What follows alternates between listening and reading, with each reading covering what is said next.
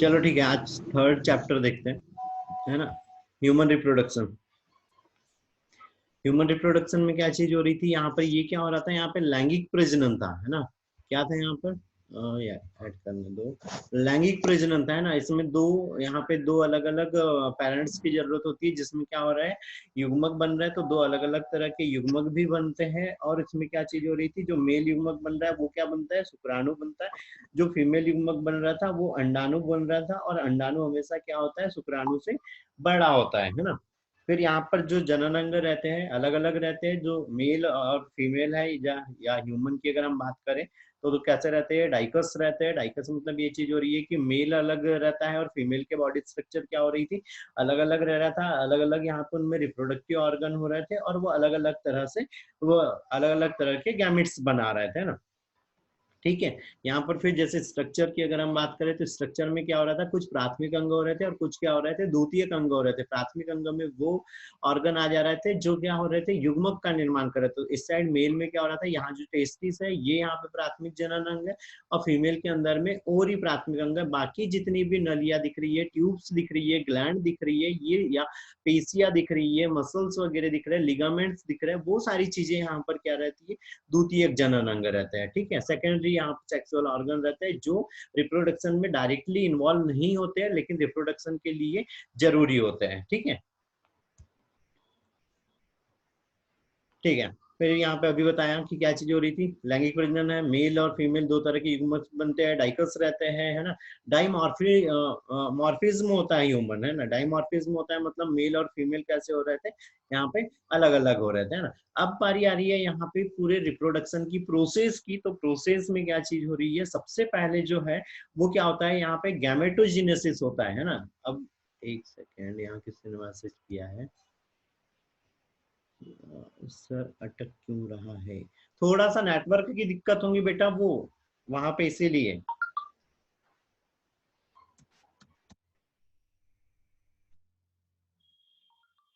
हम्म। ये और किसी का एक का कनेक्ट नहीं हो रहा है, रुको।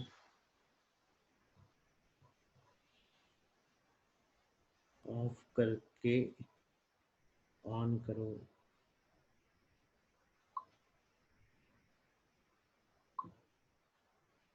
हम्म।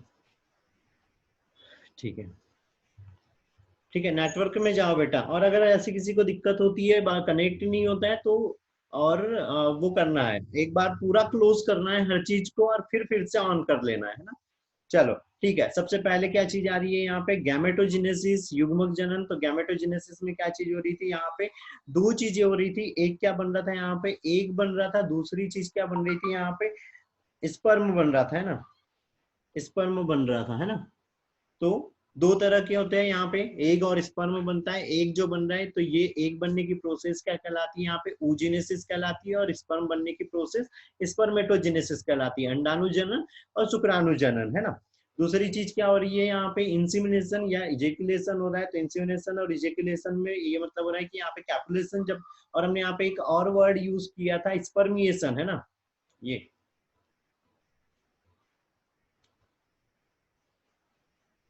स्पर्मिएशन, स्पर्मिएशन मतलब क्या चीज हो रही थी कि जो स्पर्म है वो कहाँ हो रहे थे, बॉडी से बाहर आ रहा था, है ना। नहीं, कहाँ से, जैसे यहाँ पे ये टेस्टिस बनी हुई थी, टेस्टिस के अंदर में क्या थी, यहाँ पे सेमिनिफेरस ट्यूब्यूल थी, और सामने साइड में यहाँ पे क्या हो रहे थे, रेट ऑफ टेस्टिस बने थे, और यहाँ पे इपिडिडाइमिस बना हुआ था।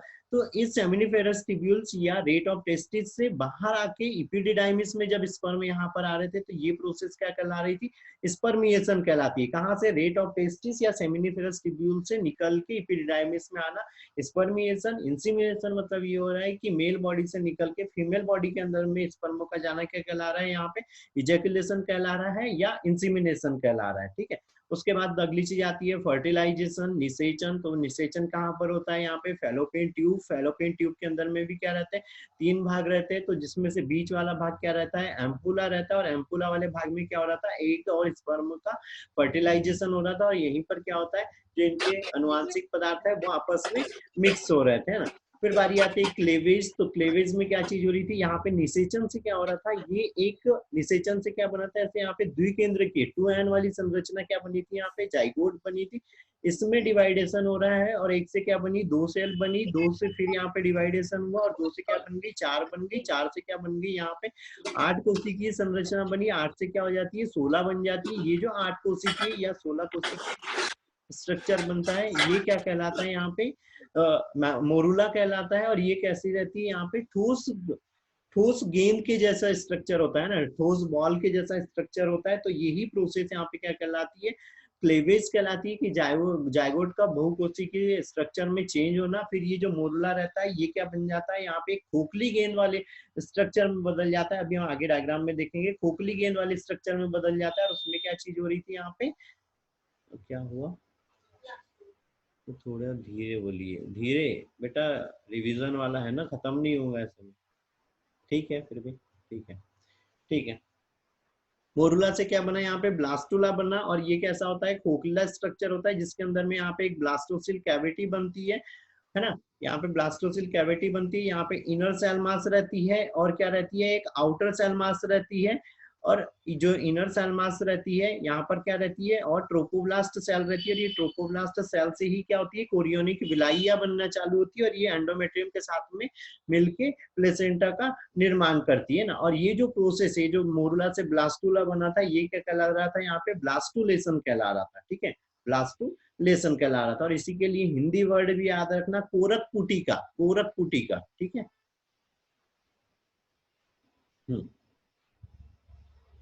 अभी ये सब शॉर्ट में चल रहा है बेटा, अभी ये तो अपने को उधर और डिटेल में भी देखना है ना।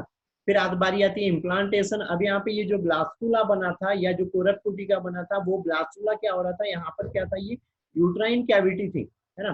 क्या चीज हो रही थी, यहाँ पर ये यूट्राइन कैविटी, तो उस यूट्राइन कैविटी में आके यहाँ पर ये जब चिपक जा रहा है, इधर फेलोपियन ट्यूब से आया, तो यहाँ से ये फेलोपियन ट्यूब से इधर आया, तो यहाँ पर जब ये चिपक रहा है, तो ये चिपकने की प्रोसेस ही क्या कहला रही है, यहाँ पे इम्प्लांटेशन कहला रही है ना, रोपण कहला रही है। और इसमें क्या होता है, कोरियो, यहाँ एंडोमेट्रियम पे और जो ट्रोपोब्लास्ट सेल थे, उससे कोरियोनिक विलाई बन जाती है। और ये कोरियोनिक विलाई क्या बना लेते हैं, यहाँ पे एक पेशीय, मतलब मस्कुलर यहाँ पे स्ट्रक्चर बनाते हैं, पेशीय स्ट्रक्चर बना लेते हैं। और उससे ये आपस में क्या करते हैं, जो भी मटेरियल की रिक्वायरमेंट होती है, न्यूट्रिएंट मटेरियल की रिक्वायरमेंट होती है, वो मदर के साथ में यहाँ पे इस स्ट्रक्चर के साथ में यहाँ पे एक्सचेंज होते रहता है।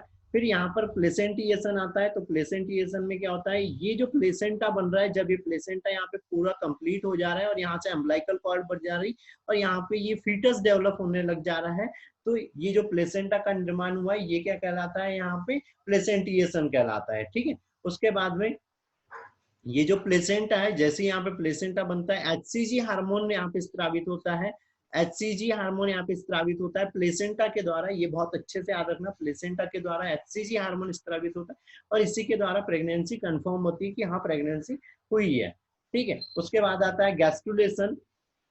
ये गैस्ट्रुलेशन, तो गैस्ट्रुलेशन में क्या चीज हो रही थी, यहाँ पे ब्लास्टुला, ये जो यहाँ पे इम्प्लांट हो रहा था, उसके अंदर में क्या बनने लगती है, 3 लेयरें बनने लगती है। उन 3 लेयरों में क्या होती है, एक एक्टोडर्म रहती है, एंडोडर्म रहती है, और एक क्या रहती है, मीजोडर्म रहती है ना। एक्टोडर्म, एंडोडर्म और मीजोडर्म रहती है। ये तीनों क्या कहलाती है, यहाँ पे जनन स्तर कहलाती है, जर्मिनल लेयर कहलाती है। ये चीज याद रखना है यहाँ पे, है ना। ये एक्टो होगी, इधर वाली अंदर वाली एंडो होगी, और बीच में जो रहेंगी वो क्या हो जाती है, यहाँ पे मीजोडर्म हो जाती है। ये तीनों क्या है, यहाँ पे जनन स्तर है, जर्मिनल लेयर है, जिनसे पूरी बॉडी बनती है ना, जिससे पूरी बॉडी बनती है, पूरे बॉडी के ऑर्गन बनते हैं। तो ये क्या है, जर्मिनल लेयर है। ठीक है। अभी एक और लेयर आएंगे, उसमें कंफ्यूज नहीं होना है ना। एक सेकेंड रुकिए।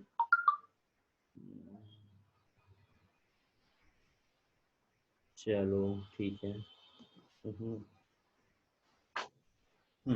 ठीक है।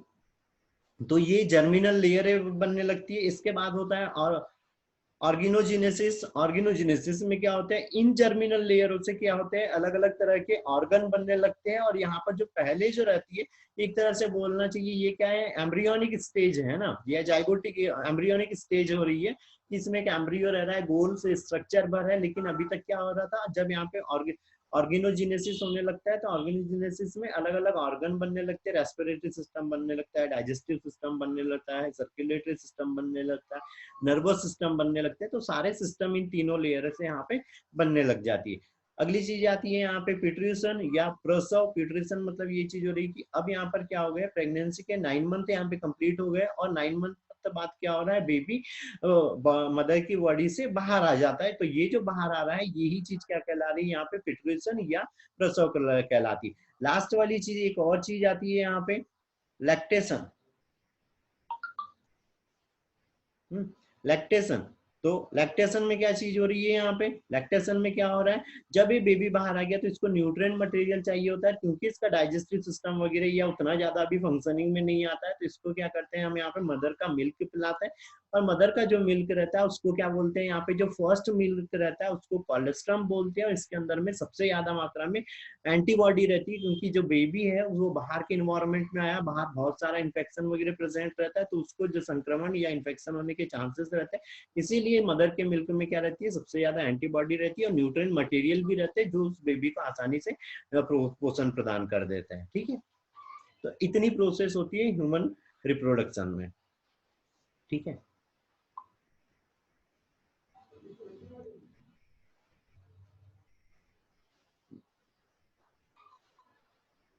किसी ने मैसेज किया है, क्या मैसेज किया बेटा, सर आवाज क्लियर, तो बाकी लोगों को आवाज आ रही है? Yes sir. तो फिर बेटा बाकी लोगों को आवाज आ रही है मतलब नैना तुमको नेटवर्क में जाना पड़ेगा, नेटवर्क में जाना पड़ेगा। एक सेकंड ना, ये किसका ज्वाइन नहीं हो रहा है,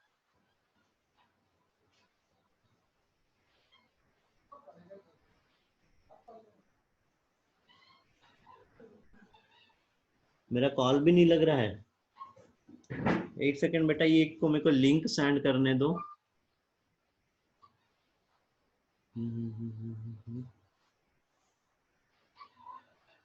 लिंक से कोई दिक्कत नहीं होती है, फिर कैसे दिक्कत हो जाती है भाई। चलो ये एक सेकंड मेरे को और एक ये सेंड कर देने दो।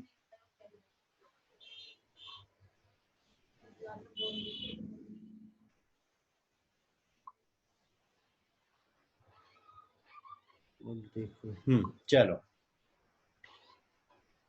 ठीक है। अभी जो हम यहाँ पे बात कर रहे थे प्राइमरी ऑर्गन और सेकेंडरी सेक्स ऑर्गन, अभी बता दिया था, यहाँ पे बहुत शॉर्ट में चलेंगे। ठीक है, ये इसका स्क्रीनशॉट पहले से भी तुम लोगों के पास है, जरूरत नहीं है, सब लोगों ने नोट भी किए हुए हैं। ठीक है, मेल के अंदर बात करें तो प्राइमरी ऑर्गन में क्या चीज हो रही थी, टेस्टिस हो रही थी, और यहाँ पर क्या हो रही थी, ओवरी हो रही थी। बस इतनी सी चीज याद रखो, बाकी जितने भी स्ट्रक्चर है वो सारे स्ट्रक्चर याद रख लो कि वो सब क्या है, सेकेंडरी ऑर्गन है।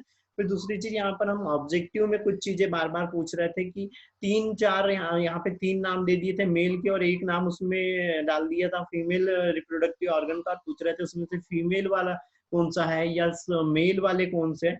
तो वो चीजें यहाँ से याद रखनी कि इपिडाइमिस हो गया, वॉस डिफरेंस हो गया, वॉस डिफरेंसिया हो गया, इजैकुलेटरी डक्ट हो गया, यूरेथ्रा हो गया, prostate gland, Cowper's gland, seminal vesicle, penis, ये सब चीजें क्या है यहाँ पे मेल रिप्रोडक्टिव ऑर्गन के पार्ट है। सेकेंडरी मेल रिप्रोडक्टिव ऑर्गन है ये सब। ठीक है, या जो ग्लैंड है ये सब। उधर फीमेल की अगर बात करें तो ओविडक्ट, फैलोपियन ट्यूब को और एक हिंदी वर्ड भी बोलते हैं डिम्ब वाहिनी। ठीक है, डिम्ब वाहिनी भी बोलते हैं। ठीक है, डिम्ब वाहिनी या अंडाणु नलिका है ना, फैलोपियन ट्यूब या अंडाणु नलिका बोलते हैं इसको, है ना।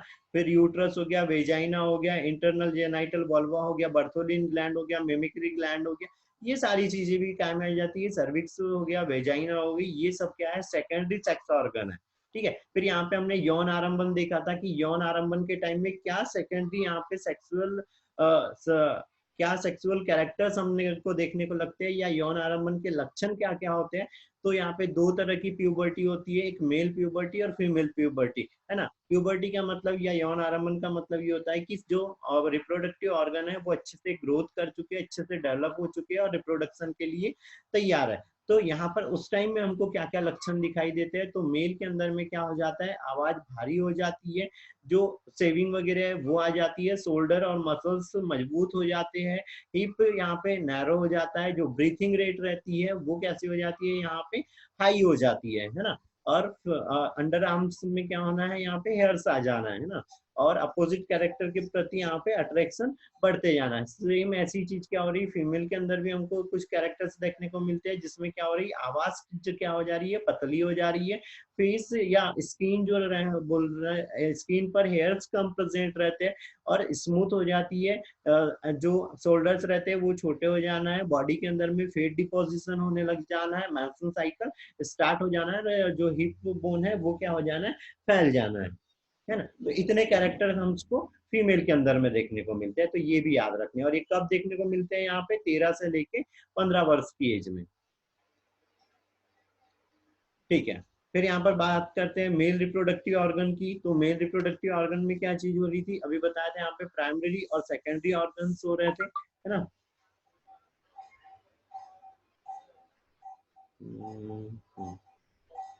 प्राइमरी और सेकेंडरी ऑर्गन हो रहे थे। सबसे पहले बात करते हैं यहाँ पे टेस्टिस की। तो टेस्टिस क्या रहते हैं, यहाँ पे एक कैविटी के अंदर में रहते हैं, और ये क्या रहते हैं, कनेक्टिव टिश्यू है ना, कनेक्टिव टिश्यू के एक लेयर के अंदर में उपस्थित रहते हैं, और जो यहाँ पे आवरण रहता है ये क्या कहलाता है, यहाँ पे ये सैक्रोटम कहलाता है।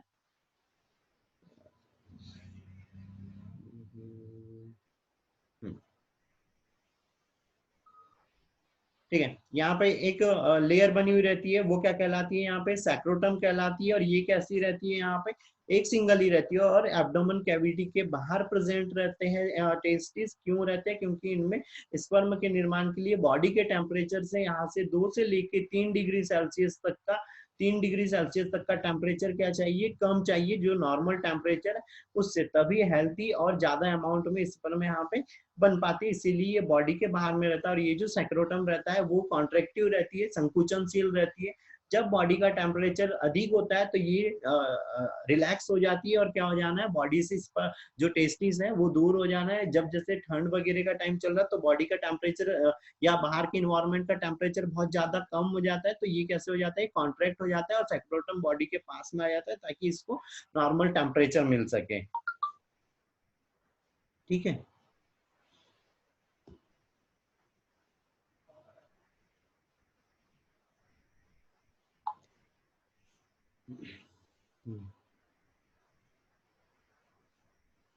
ठीक। अगली चीज, इस टेस्टिस के अंदर में यहाँ पे बहुत सारी कुंडलित नलिकाएं रहती है। ये जो नलिकाएं रहती है ये यहाँ पे अलग अलग कक्षों में प्रेजेंट रहती है, और ये कक्ष यहाँ पे 6 से 7 कक्ष बने रहते हैं। ये क्या कहलाते हैं, टेस्टिकुलर्स लोब कहलाते हैं, ये टेस्टिकुलर्स लोब कहलाते हैं। पायल बार बार आ जा रही है। टेस्टिकुलर लोब्स कहलाते हैं। इसके अंदर में यहाँ पे कुंडलित नलिकाएं रहती है, ये क्या कहलाती है, यहाँ पे सेमिनिफेरस ट्यूब्यूल्स कहलाती है, और इसी के अंदर में क्या होता है, स्पर्मों का निर्माण होता है, वो अभी आगे बताता हूँ। फिर सारी की सारी सेमिनिफेरस ट्यूब्यूल जो अंडा क्या शुक्राणु जनन नलिका है ना, इनका हिंदी नाम भी याद रख लेना, शुक्राणु जनन नलिका, ये सब आगे यहाँ पे एक नेट के जैसे ट्यूब वाले स्ट्रक्चर से आके जुड़ती है, वो क्या कहलाता है, यहाँ पे रेट ऑफ टेस्टिस कहलाता है। सारे के सारे रेट ऑफ टेस्टिस, यहाँ पे जो रेट ऑफ टेस्टिस बना इससे भी ट्यूब्स निकलती है, और ये ट्यूब्स यहाँ पे जो स्पर्म अंदर में बन रहे थे उनको क्या करती है, एपिडिडाइमिस के अंदर में लाती है। तो ये वाली ट्यूब क्या कहलाती है, वॉस इफ्रेंसिया। अब यहाँ पर पूछता है कि भाई वॉस इफ्रेंसिया कहाँ से कहाँ तक रहती है, और ये जो वॉस डिफरेंस रहती है ये कहाँ से कहाँ तक रहती है। तो वॉस इफ्रेंसिया का काम रहता है कि रेट ऑफ टेस्टिस या सेमिनिफेरस ट्यूब्यूल से स्पर्म को एपिडिडाइमिस में लाना। ठीक है, स्पर्म को एपिडिडाइमिस में लाना। लेकिन वॉस डिफरेंसिया का काम होता है एपिडिडाइमिस से स्पर्म को यहाँ पे सेमिनल वेसिकल तक या फिर यूरेथ्रा तक लाना। ठीक है, सेमिनिफेरस ट्यूब्यूल मतलब वॉस डिफरेंसिया का वर्क होता है कि एपिडिडाइमिस से स्पर्म को वो सेमिनल वेसिकल तक लाता है, या इजैकुलेटरी डक्ट या यूरेथ्रा तक लेके आता है। और ये जो वॉस डिफरेंसिया है ये रेट ऑफ टेस्टिस से एपिडिडाइमिस तक लाता है। ये डिफरेंस है दोनों में। ठीक है, वो डिफरेंस पूछ लेता है या इनके फंक्शन पूछ लेता है, तो फंक्शन पे ये चीज याद रखना है बेटा। ठीक है, ठीक है।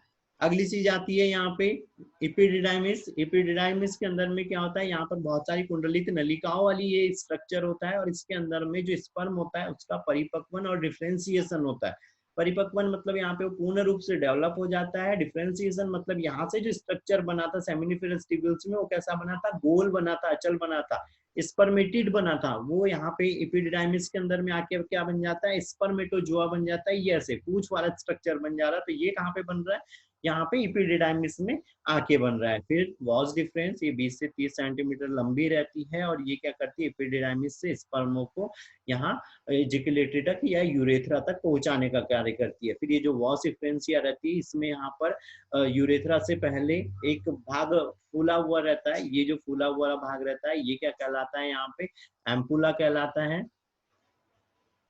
एम्पुला कहलाता है। फिर यहाँ पर ये एक पार्ट दिख रहा है, ये येलो वाला जो दिख रहा है ये क्या है, सेमिनल वेसिकल है, जिससे सेमिनल फ्लूइड यहाँ पे स्त्रावित होता है। इस सेमिनल फ्लूइड के अंदर में क्या बनता है, फ्रक्टोज बनता है। हमने बताया था कि यहाँ पे शुक्राशय ही एक ऐसा स्ट्रक्चर होता है जिसके अंदर में बॉडी के अंदर में फ्रक्टोज का निर्माण करता है, ये है ना। और ये जो यहाँ पे सेमिनल फ्लूइड बन रहा है ये हल्का पीले कलर का रहता है और ये क्या करता है, जो स्पर्म रहता है उसको तैरने के लिए एक स्थान प्रदान करता है और एक न्यूट्रिएंट मतलब एक न्यूट्रिएंट मटेरियल उसको प्रोवाइड करता है, ठीक है। फिर यहाँ पे ये सेमिनल वेसिकल डक्ट रहती है, सेमिनल वेसिकल डक्ट रहती है ये यहाँ पर। और इस साइड से ये क्या आ रही थी, वॉस डिफरेंसी आ रही थी। वॉस डिफरेंसी और ये सेमिनल वेसिकल डक्ट मिलके क्या बना लेती है, यहाँ पे इजेकुलेटरी डक्ट बना लेती है, ठीक है। इजेकुलेटरी डक्ट बना लेती है और ये क्या करती है, यहाँ से जो सेमिनल फ्लूइड आए हैं और इधर से जो स्पर्म आए हैं उसको यूरेथ्रा में पहुंचा देती है। अब यहाँ से ये जो स्ट्रक्चर दिख रहा है ये क्या है, यहाँ पे यूरेथ्रा है, ठीक है। यहाँ से अब ये जो स्ट्रक्चर यहाँ से बन रहा है ये क्या हो गया, यहाँ से यूरेथ्रा हो गया, ठीक है, यूरेथ्रा हो गया ये। फिर इसी के पास, अच्छा क्लियर करने दो, थोड़ी सी खिचड़ी मच रही है। यहाँ पर यूरेथ्रा के दोनों साइड में क्या होती है, एक ग्लैंड प्रेजेंट रहती है जिसे प्रोस्टेट ग्लैंड बोलते हैं और ये क्या करती है, यहाँ पे एक यहाँ पे बेसिक फ्लूइड को सिक्रीट करती है, क्षारीय पदार्थ को यहाँ पे स्त्रावित करती है और ये भी क्या करता है, इस सेमिनल फ्लूइड के साथ में मिलकर स्पर्मों को क्या करता है, यहाँ पे तैरने के लिए एक इन्वायरमेंट या एक प्लेस प्रोवाइड करवा देता है। फिर यहाँ पे वॉल्वुलर ग्लैंड या काउपर्स ग्लैंड रहती है, ये छोटे मटर के दाने के जैसी रहती है, दो पेयर में रहती है, यूरेथ्रा के दोनों साइड में रहती है और ये भी एक दूधिया कलर के फ्लूइड का सिक्रीशन करती है और ये भी क्षारीय होता है। और ये क्या करता है, यहाँ पे जो अब सीमन बन रहा है, अब यहाँ पे क्या हुआ, स्पर्म हो गया, सेमिनल फ्लूइड हो गया, प्रोस्टेटिक फ्लूइड हो गया, है ना, बर्थोलिन फ्लूइड हो गया, है ना। ये सारे फ्लूइड मिलके क्या बना ले रहे हैं, यहाँ पे सीमन बना ले रहे हैं और ये इसको एक स्मेल देता है, एक स्पेशलाइज स्मेल प्रदान करता है ना। और ये जो यूरेथ्रा है उसको यहाँ पे क्षारीय बनाता है, इसकी अम्लीयता को खत्म करता है। और हमने बताया था कि जो ये बॉडी रहती है उसकी जितनी भी ओपनिंग्स रहती है उन पर कुछ ग्लैंड्स प्रेजेंट रहती है, कुछ सिक्रेशन होता है जिसके कारण वो अम्लीय हो जाते हैं ताकि कोई इंफेक्शन बॉडी के अंदर में ना आ सके। फिर यहाँ पे पेनिस है, पेनिस के में क्या चीज हो रही थी, यहाँ पे संयोजी उत्तक वो रहते हैं, स्पंजी टिश्यूज यहाँ पे रह रहे थे जिसमें बहुत सारी ब्लड वेसल्स रहती है जो इरेक्शन में मदद करती है। फिर सामने वाला भाग यहाँ पे जो गोल वाला भाग रहता है ये क्या कहला रहा है, यहाँ पे ग्लैंड ऑफ पेनिस कहला रहा है जो। और ये जो पेनिस है ये क्या कर रहा है, यहाँ पे जो भी स्पर्म वगैरह है उसको फीमेल रिप्रोडक्टिव ऑर्गन में पहुंचाने का कार्य कर रहा है, ठीक है। ठीक है, टेस्टिस का इंटरनल अगर स्ट्रक्चर की बात करें तो ये हमने बताया था, यहाँ टेस्टिकुलर लोब रहते हैं। टेस्टिकुलर लोब्स में क्या होती है, बहुत सारी कुंडलित नलिकाएं हो रही है जो सेमिनिफेरस ट्यूब्यूल्स कहला रही। फिर ऐसे यहाँ पे सामने सारी सेमिनिफेरस ट्यूब्यूल्स आके यहाँ पे हाइलम के पास में कनेक्ट हो रही है और ये क्या बना रही है, रेट ऑफ टेस्टिस बना रही है, ठीक है।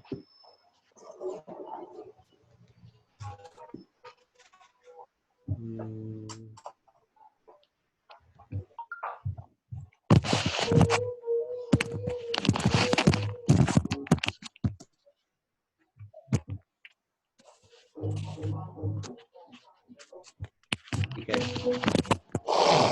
फिर यहाँ पर हमको जो बाकी लोग हैं, अब 12th वाले नहीं, जो नीट वगैरह वाले हैं वो लोग थोड़ा सा यहाँ पे इपिडिडाइमिस के पार्ट याद रखना है। इपिडिडाइमिस के यहाँ पे पार्ट याद रखना है। तो क्या चीज है यहाँ पे, हेड ऑफ इपिडिडाइमिस है। ये जो ऊपरी वाला भाग हो रहा है ये क्या है, हेड ऑफ इपिडिडाइमिस है। बीच वाला भाग क्या है इसका, बॉडी ऑफ इपिडिडाइमिस है। और जो नीचे वाला भाग है वो क्या है, यहाँ पे टेल ऑफ इपिडिडाइमिस हो रहा है, ठीक है। उसके बाद ये लेयर है, याद रखना है यहाँ पे। तो जो अंदर की लेयर है वो क्या है, ट्यूनिका एल्बिजीनिया है ना, अंदर वाली लेयर। जो मिडिल वाली लेयर है वो ट्यूनिका वेजाइनलिस है, और जो बाहर वाली लेयर है वो वेजाइनलिस टेस्टिस है, ठीक है, वेजाइनलिस टेस्टिस है। और जो सबसे बाहर जो स्ट्रक्चर रहता है वो क्या रहता है, यहाँ पे सैक्रोटम रहता है। तो ये इतनी चीजें यहाँ पे याद रखना है। यहाँ पे जो आर्टरी आती है वो क्या कहलाती है, टेस्टिकुलर आर्टरी कहलाती है। जो वेन ज्यादा रहती है वो क्या कहलाती है, टेस्टिकुलर वेन कहलाती है। जो नर्व रहती है वो क्या कहलाती है यहाँ पे, टेस्टिकुलर नर्व कहलाती है, ठीक है। फिर इपिडिडाइमिस के हेड के पास में एक कैविटी बनती है, वो कैविटी क्या कहला रही, कैविटी ऑफ ट्यूनिका वेजाइनलिस कहला रही है ना। क्यों, क्योंकि ये वेजाइनलिस जो लेयर है, ट्यूनिका वेजाइनलिस लेयर है, उसके कारण ये कैविटी का फॉर्मेशन हुआ है, इसीलिए ये क्या कहला रही है यहाँ पे, ट्यूनिका वेजाइनलिस कहला रही। और जो हम बोलते हैं ना, किसी को हर्निया हो गया या उसको यहाँ पे पेट में पानी वगैरह जमा होने लगे, तो इस जो ट्यूनिका वेजाइनलिस है इसके अंदर में यहाँ पे फ्लूइड जमा होने लग जाता है, ठीक है, फ्लूइड जमा होने लग जाता है।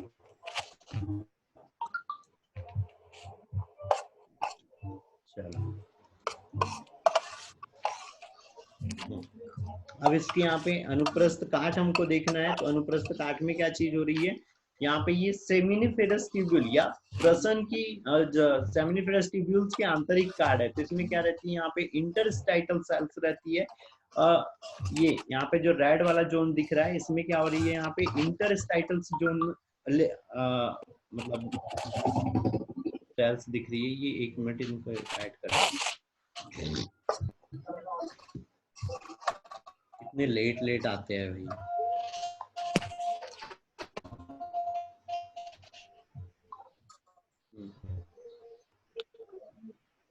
ठीक है, ठीक है। अंदर साइड में क्या रहती है, यहाँ पे इपिथेलियल लेयर रहती है, और इस इपिथेलियल लेयर से ही क्या बनती है, जर्मिनल सेल बनती है। और जो जर्मिनल सेल रहती है वो यहाँ पर क्या कहलाती है, गोनिया कहलाती है। और ये जो स्पर्मेटोगोनिया रहती है इसमें यहाँ पे मायोटिक डिवीजन होता है, और क्या बन जाते हैं, यहाँ पे प्राइमरी स्पर्मेटोसाइट बनते हैं। प्राइमरी स्पर्मेटोसाइट से सेकेंडरी स्पर्मेटोसाइट बनते हैं, और सेकेंडरी स्पर्मेटोसाइट से क्या बन जाते हैं, यहाँ पे स्पर्मेटिड बन जाते हैं। और स्पर्मेटिड कैसा स्ट्रक्चर होता है, यहाँ पे एन होता है, अगुणित स्ट्रक्चर होता है। फिर उसमें कायांतरण होता है, जिसके कारण में क्या बनते हैं, यहाँ पे पूंछ जैसा स्ट्रक्चर बनने लगता है। और जब भी पूंछ जैसा स्ट्रक्चर बनता है तो ये क्या कहलाता है, स्पर्मेटोजोआ कहलाता है। और यहाँ पे कुछ बड़ी सेल्स प्रेजेंट होती है। ये जो बड़ी सेल्स यहाँ पे प्रेजेंट होती है, ये बड़ी वाली सेल क्या कहलाती है, यहाँ पे सार्टोली सेल कहलाती है ना। जो बड़ी सेल रहती है वो सार्टोली सेल कहलाती है। और ये जो सार्टोली सेल यहाँ पे प्रेजेंट रहती है, ये क्या करती है, न्यूट्रिएंट मटेरियल को स्टोर करके रखती है। और ये स्पर्म का जो हेड रहता है इसके अंदर में धसा हुआ रहता है, ताकि यहाँ से इसको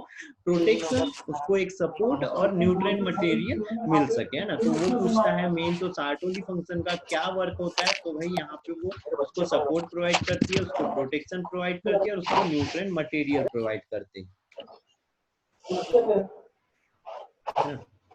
लिंक को टच करो।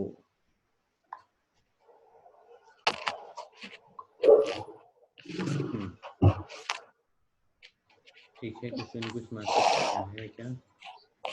यहाँ तक का ठीक है सभी का? कुछ डाउट है? No sir. No sir. Sir आवाज क्लियर नहीं आ रही। नैना बेटा नेटवर्क में जाना पड़ेगा ना तुमको। ये पूरी अच्छे से झटक के निकाल के वहां रखो। साफ है। ठीक है, ये स्ट्रक्चर याद रखना है ना। वहां पर वो क्या था, माइक्रोस्कोपिक है, ये एनिमेटेड है। इसमें यहाँ पे क्लियरली दिख रही है, ये एपिथेलियन यहाँ पे एक लेयर हो रही, स्पर्मेटोगोनिया। और स्पर्मेटोगोनिया में डिवाइडेशन हुआ तो प्राइमरी स्पर्मेटोसाइट बना, सेकेंडरी स्पर्मेटोसाइट बने, है ना। सेकेंडरी स्पर्मेटोसाइट से क्या बने, स्पर्मेटिड बने। स्पर्मेटिड के बाद में स्पर्मेटोजोआ बने। फिर यहाँ पे कुछ सेल बड़ी वाली प्रेजेंट रहती है जो क्या कहला रही है, सार्टोली सेल, और जो इसको पोषण प्रदान कर रही है। ठीक है, ये स्ट्रक्चर तैयार करना है, ठीक है।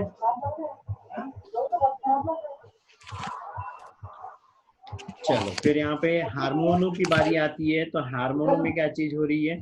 अच्छा सीमन मैंने अभी बता दिया था है ना कि सीमन क्या चीज हो रही थी। अब यहाँ पे हार्मोनों की बारी है कि हार्मोनों में क्या चीज हो रहा है। तो मेन रहता है यहाँ पे LH hormone, FSH hormone, gonadotropin releasing hormone रहता है, या ग्रोथ रिलीजिंग हार्मोन रहता है। ये हार्मोन क्या हो रहा है यहाँ पे, मेल सेकेंडरी जो कैरेक्टर्स हैं उनको यहाँ पे भी शो करने में हेल्प करते हैं ना। फिर यहाँ पर क्या हो रहा है, लीडिंग कोशिकाएं बताई थी, अभी हमने लीडिंग कोशिकाएं बताई थी, उन लीडिंग कोशिकाओं से क्या हो रहा था, टेस्टोस्टेरोन है ना। मेन क्या है, एंड्रोजन और टेस्टोस्टेरोन। मेन तो टेस्टोस्टेरोन हार्मोन स्रावित होता है जो सेकेंडरी सेक्सुअल कैरेक्टर्स को यहाँ पे शो करता है मेल के अंदर में, इसीलिए उसको क्या बोलते हैं, मेल हार्मोन भी बोलते हैं। ठीक है, टेस्टोस्टेरोन को मेल हार्मोन भी बोलते हैं, और ये इंटरस्टाइटल सेल्स, लीडिंग सेल्स द्वारा स्रावित होता है बेटा। ठीक है, ये याद रखना।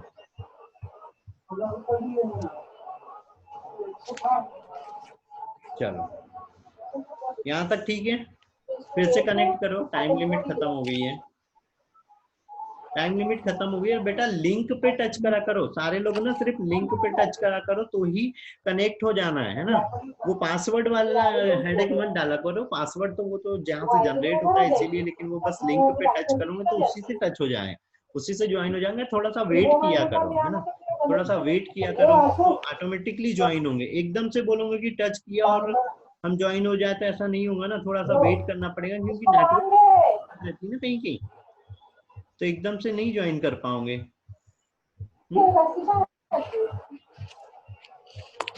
चलो जैसे डिस्कनेक्ट होता है फिर से लिंक पर टच करो और ज्वाइन करो। या और अभी 1 मिनट और है, पर डाउट है तो बोल दो, फिर यहाँ आगे देखते हैं।